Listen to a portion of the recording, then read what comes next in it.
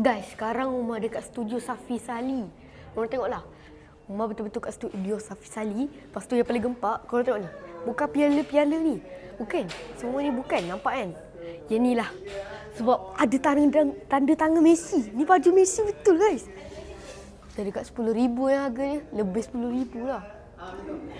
Lepas tu tengok. Ada Di Maria. Ada tu. Ni siapa punya? Siapa punya Dia kat Barcelona. Apa nama dia punya tim? Mau lupa dah.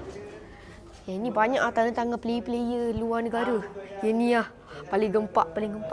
Tapi Ronaldo je tak ada. Kau tengok piala ni.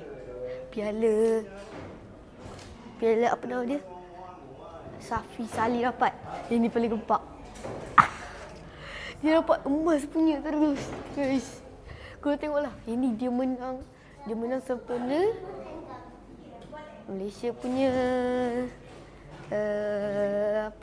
gol apa entah, tapi dia menang lah. Dia dulu pemain legend, pemain hebat. Banyak lagi piala dia dapat. Umar tak tahu macam mana Umar dekat office Safi Sali. Umar pun tak tahulah. First Umar baca Safi Sali, Umar ingatkan Saif Ali sebab dia macam dah dekat.